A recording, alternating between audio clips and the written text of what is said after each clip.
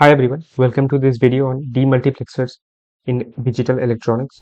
In this video, we will discuss what is a demultiplexer, its types, working advantages, disadvantages, and its applications. So let's start the video. So first of all, let's discuss what is a demultiplexer.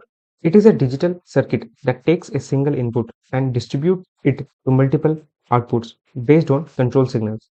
It works opposite to a multiplexer, which combines multiple inputs into one. Demultiplexer, that is DEMUX, is useful for routing data to different destinations. Now let's look at the different types of demultiplexers. They are classified based on the number of outputs. The most common types are, first one is 1:2 DEMUX, which has one input and two outputs.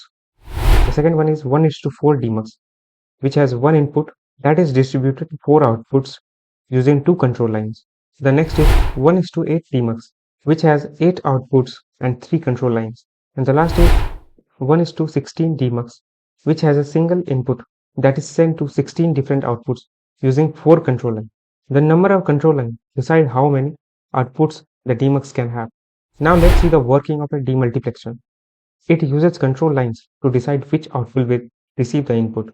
Only one output is active at a time, and the selection is based on a truth table. This helps in directing data to the right destination efficiently. Now let's see the advantages of a demultiplexer. The first one is that they are used for efficient data routing in digital circuits. Next, they play an important role in communication system for sending signals to multiple devices. And third, they help simplify circuit design by reducing the number of separate connections needed.